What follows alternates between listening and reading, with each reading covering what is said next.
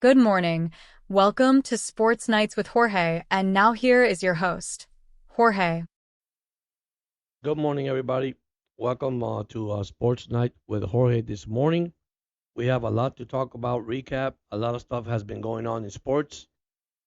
Um, Baseball, football, hockey, NBA, you called it, everything. Dolphins picking up a couple of players this week. Calais Campbell is one of them. A lot of people complaining and whining because he's an old player. He can't play. He had good season with Atlanta. 6.5 sacks. Uh, didn't play as much when needed. Uh, he actually came in and did a good job. So let's get it going, guys, and let's start with the NBA. Uh, Boston should have wrapped it up last night. They got blown away by the Dallas Mavericks. Of course, you have fans that wanted the team to actually lose so they could wrap it up at home. Make no sense to me, guys. When those things happen, you go, finish the job, come back home, and you guys are world champion. Now, I'm not saying this is going to bite them in the butt. Uh, it's a possibility uh, that gives the other team a little bit momentum. You know how this goes, guys. I mean, this is just something that I say to all my fans that don't fall asleep. I know history doesn't repeat itself because, and it could happen. Uh, you got a 3-1 commanding lead, and suddenly that team gets hot, takes over, and your season could be over. Hopefully it doesn't happen that way for Boston. But yeah, they lost 122-84. Tatum had 15 points. Doncic had 29. You know, Once again, for Boston fans, man, I hope you guys wrap it up. Hopefully on Sunday. Is it Sunday or I mean, sorry, Monday. Monday in Boston at 8:30. You guys have, like I said, commanding 3 games to lead, 3-1 to lead. So it's just very disappointing, man. You just go there. I mean, I did pick Dallas in seven games. Uh, the way Dallas has been playing, the way Dallas has been, especially the last game in Dallas. I mean, they were competitive. They complained because one of the guys fouled out, and that's part of the game, guys. Curry didn't show up in the first game. He did have 30 points in the third game. But last night it was all Dallas. So let's go to baseball. Baseball has been also very interesting, guys. The Orioles, especially my team, the Yankees, they're going to a stretch now. They're going to face each other. I said the Orioles faced the American League East. Now they took 2 out of 3 against Atlanta uh, this week. Now they're playing the Phillies. That's another tough competitor they're going to have to face. I know they lost last night in extra, 5-3. Yankees they won against the Red Sox. Here we go. This is where it's going to get very competitive. Make the Orioles 3 games, actually 3 games behind the Yankees, 3.5 games behind the Yankees. The Orioles, like I said, I think they need a hitter. I think they still need pitching, injury. The good thing is that they're still in the race. There's nothing to panic about. My concern is coming on the second half of the season. So let me give you a little bit of standings. I think the Yankees were the first team to win 50 games last night. The Yankees did won last night 5-1. Uh, they're 50 and 22, followed by the Orioles 45 and 24. After that, Boston, Toronto, and Tampa Bay is way off the first place. I think Boston's like 14 games out. Toronto's 15 and a half, and then Tampa Bay 16. That's shocking to me. Then in the Central, you got Cleveland at 44 and 23. They have a commanding lead of 6 games over the KC Royals, Kansas City Royals, uh, a team that also struggled. Uh, the Yankees came in. They took the last game, but the Yankees took 2 out of 3 on that one. Then you got Minnesota, 7.5. Then you got Detroit at 12, and then the White Sox at 28. Then we got the West team that just woke up, the Seattle Mariners. They're actually 41 and 31. They also have a 6.5 game lead against Texas. Houston's at 8. Houston was in last place. They pick up some games there. Then you got the Angels at 12.5, and then you got Oakland at 15. National, a team that I can tell you has been red hot, are the Phillies. They're 47 and 22. They beat the Orioles last night. Followed by Atlanta, 9 games out. They were 10, so they pick up a game there. Then you got Washington at 14, the Mets at 15, and of course the Marlins at 24. Milwaukee are 40 and 29. St. Louis is 5.5 games out. St. Louis got hot lately. Cincinnati is 6 game out. Pittsburgh's only 7. That's probably the only division I think that any team could get a hot streak and take over first place. And then the Cubs are 7.5. Then in the West, you got Dodgers at 43 and 28. They're barely playing 500 baseball the last couple of days. I think they're 5-5 in the last 10 games.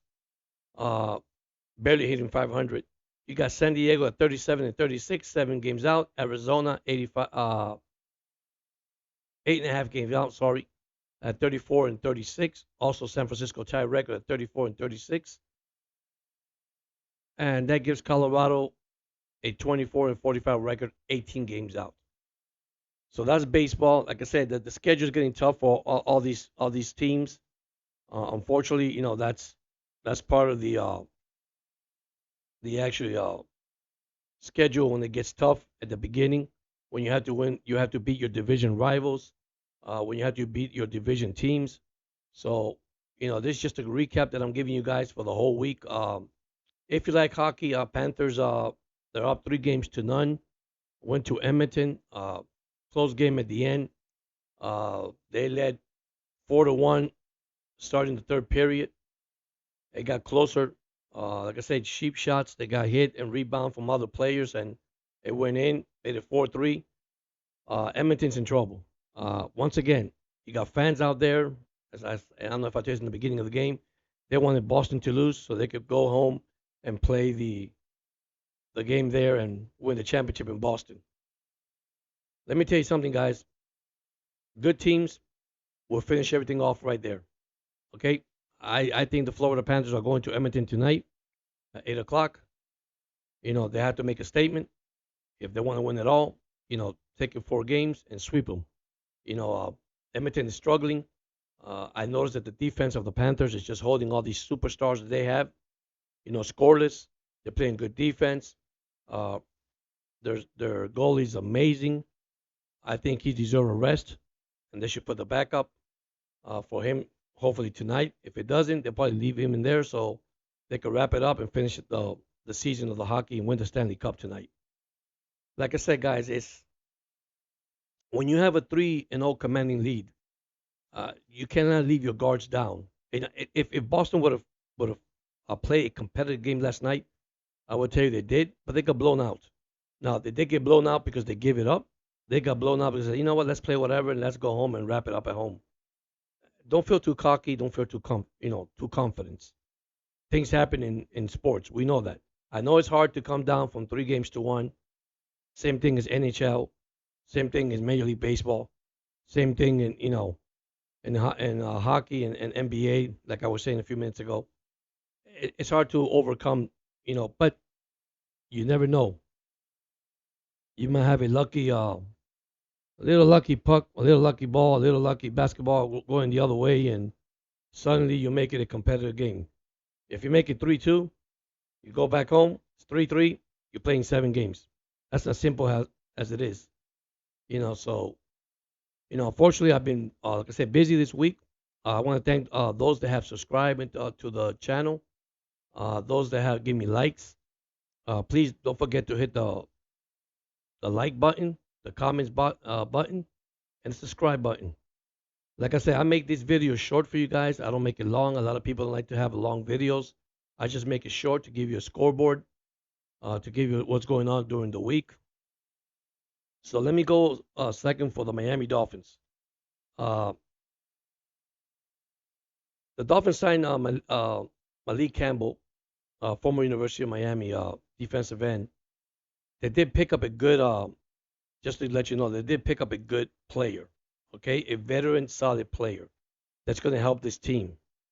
A lot of people are complaining. Well, he'll be 38 coming up this year. The guy started, I think, with Jacksonville. If I'm quite sure. I think he fits the scheme of the of Weaver, the defense of Weaver. Uh, I don't think he's going to play every down. Of course, they're going to put him in there, but his presence, just his experience, are going to help this team. Now we also signed Mays from the Saints, the safety, another key player, another veteran player. I'm gonna tell you right now, guys, the secondary of the Miami Dolphins looks great. Okay, they still a couple of players away in their defensive side. I still little not optimistic with their offensive side. I think Tua is going to need protection, and that's another one we have to talk about. What's happening to Tua Tagovailoa? Well, hopefully the signing of Lawrence, 275 million for 5 years. Hopefully that will wake up Greer, and they start working on this guy contract, on Tua's contract. You know, the season's almost around the corner. Preseason. Uh, you know, you want to have your players ready, to be honest with you, for opening day. I don't like holdouts. I don't like players, not playing or just showing up when they want to. That doesn't look good for any NFL team. That really doesn't even help any NFL team. Really, I know that you say, well, these guys come to the field and they mind their own business. But when you have a key player, a key person in your team, it doesn't show up, it really hurts. It's not the same around the locker room. It's not the same around the field. You might think it is, but it's not. So hopefully something get done with Tua. Hopefully all these players that are holding out in the NFL, they get their contract. Believe it or not, they are hurting their teams. Another one with Rodgers not showing up with I think it's mini camp or OTAs. The coach said that that's fine. That's a typical Rodgers. Man, the guy don't want to practice. The guy is just, like I said, his ego's too high, guys. I wish him the best. I really do. You come out of an injury, Achilles injury. I mean, you need to practice with your guys, with your teammates. You need to get some work, some rep in there. So, I mean, I just feel bad for the Jets. I'll be honest with you. I feel bad for the Jets. They're talking Super Bowl. They're talking all that. I don't believe that. I don't go for that, guys. You guys are so hyped because you got the best players and the best. Nah, you know what? Every team in the NFL have the best players. Every team have a 53-man roster. Well, they start with 90 actually, and then they start the cuts and the trades and etc. But don't feel comfortable with your team. Now I look at the depth of the team. Miami look good when it comes to safety. Miami look good when it comes to corner. Miami looks good when it comes to receiver. Miami problem, offensive line. I still believe it's the offensive line. Great running back depth. You got to look at that. Yeah, the Jets have good players. The Jets, but your key players is actually Rodgers. And I'm gonna tell you the truth. I'm gonna give Rodgers probably it's probably a lot, 6 to 10 games in the season. That's it. You know, and Rodgers don't like to be benched. And knowing this coach, he'd probably be benched. So, and I'm talking too early, and I could be wrong, and I'm not sounding negative. I'm not. I'm just telling the Jets fans, don't get too hype. We got hype with the Dolphins back-to-back years when we got Tariq Hill. Look what happened. So it's not about one individual players, man. It's the whole entire team. 53-man roster. I'm a firm believer of a 53-man roster. Some of the guys don't believe in 53-man roster. I do. The reason why, any players can come out of the 53-man roster and become a superstar. Just give them a chance and see what they could do. Then they get all these draft picks, all these rookies, and they say, man, they run for 4-3, 4-1, and they got great hands and all that. Comes to the NFL and they falter. But you have to give the individual a chance. You have to give them an opportunity to play football. So it's going to be an exciting season in the AFC East. I believe that. I'm not going to make my picks yet. I'm not going to, you already got odds in Las Vegas for the first game of the season. How in the heck you get that when you don't have a freaking player who you know who's going to start or not? It's just amazing how Las Vegas and they pick the team. How do you know who's injured, not playing? Then the odds change. I mean, like I say, I don't get into a gambling thing. I don't get too odd. I look at the games. I look at the players. I look at the depth of the team. Okay, what they have. I look at the coaching staff. I look at individuals that really are going to help the team. I see teams that probably going to come out from last place to first place or improve from last place to a better place. I mean, that's what I look at. Players are going to have a career year, a good year. But through all this, we have injuries. Through all this, we have trades. Through all this, we have holdouts. Through all this, we have OTAs. We have practice. We got preseason. So it's a long way to go. Just don't get that hype. That's what I tell everybody. Don't get hype for your team. I'm a Dolphin fan. Yes, I am. Uh, this is our year. Yes, I believe it's our year. But there's little pieces of puzzle they need to fill out to make it there. You know, their schedule's not that hard, not that easy.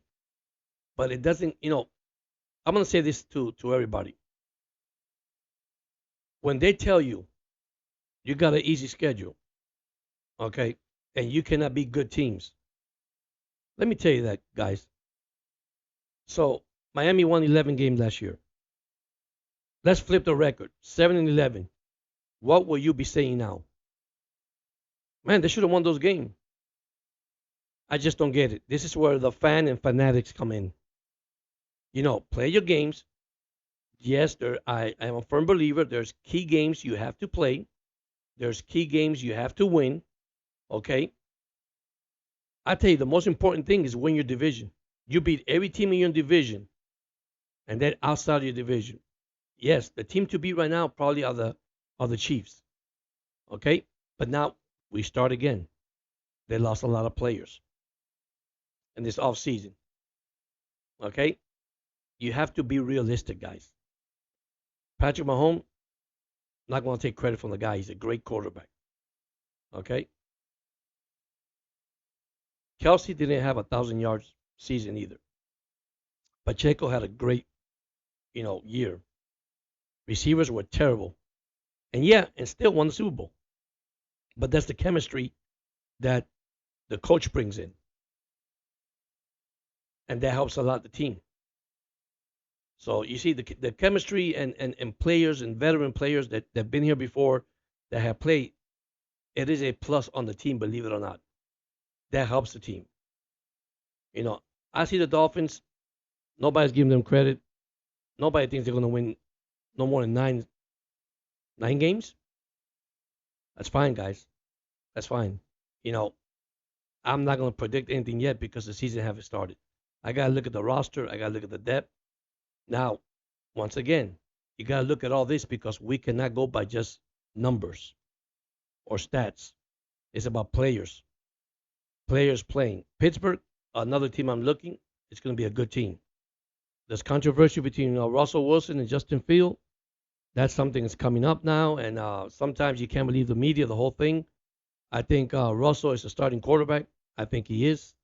You have a lot of sports show complaining that he's not going to make it. Justin Field, well, if that happens, that's okay. That's why you signed a Justin Field. Okay, is Justin Field your solution in Pittsburgh? Maybe, maybe not. But you got to give the veteran a chance. Give the guy a chance. And you know what? That's what he's there for, to build the other guy. You build the other guy because I know Russell Wilson's season is almost over. I mean, his career is almost over. But we don't want to, we don't want to we always want to think that, man, he's done already. Well, I don't think he's done.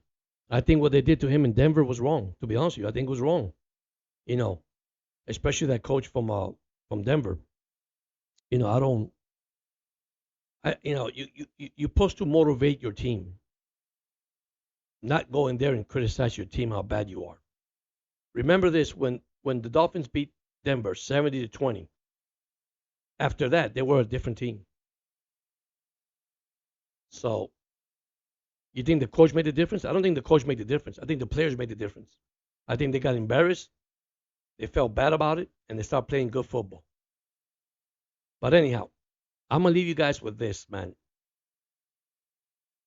Look at your team. Evaluate your team. We're not experts because we're not. We're not playing out there in the field. But evaluate your team. Look at your team. We as fans, we say, man, we need running backs, we need tight ends, we need defensive tackle, we need running backs, we need so many things. then who's going to fill those holes? Look at the veterans player. Look at the rookies you sign. Just evaluate your team. Numbers are going to be numbers regardless. But just do evaluation about your team. You know, like me, I look at the Dolphins. I say, well, their secondaries are good. I look at the quarterback, which he hasn't been signed yet. That's pretty decent. I don't, if they sign Tua, they got a better chance. They got White and the other guy. Are they going to win with them? I mean, Skylar Thompson. I mean, maybe not. Maybe they could. We just don't know. But you evaluate position by position. And I'm looking at the Dolphins right now. Probably one of the best secondary in the NFL. Okay, Ramsey. All right. Yeah. Okay. They lost Xavier Howard. My God, they could sign Xavier Howard back if he wants. Of course, less money. But I think Xavier Howard's a great corner. But I think his time's already, it's already over. Probably a couple more years and that's it. So they look good, guys. Now in defensive end, that's a key thing they have to work on because they lost Wilkins. But then that's why they got Calais Campbell and signed him. Now the Calais Campbell's going to play every down, maybe not. But for Weaver, I mean, he knows the Weaver system. See, that's another thing. I like when a coach, a defensive coach, is taking his team and getting his player that he needs to fulfill these holes that he wants to improve. They know that they did good in Baltimore because Baltimore always had a good defense. Baltimore, I mean, probably not the best, but they had some good players in their defense. They had great players. So maybe Weaver's doing something that I can tell you for Dolphin fans, prepare for our defense. It's going to be a different defense. It's not the one we had Flo, not the one we had last year. The guy's getting his players, and he's getting what he's needing. And so far, I mean, Chubb's in the draft, but I disagree with it. But everybody say, hey, man, the guy's good. The guy's looking good. He just signed the rookie contract with Chop. So Chops, I mean, we don't know the guys. Wait till they hit the field, then we probably know. But anyhow, thank you so much. Uh, just a little brief thing here for you guys this morning. Hopefully, if something happened, any breaking news and all that, I'll let you guys know. Like I said, I've been busy. I've been working. Tomorrow's Sunday, man. Take care of your family. It's a beautiful, beautiful week. It's a beautiful day every day, man. Stay positive and keep positive. Don't let nothing bother you, man. Just keep it up. Keep your head high. Once again, man, you guys have a blessed day, and I'll see you guys soon. Thank you so much for joining in. And once again, don't forget to subscribe, hit the like button, and make any comments. Thank you so much. Have a blessed day.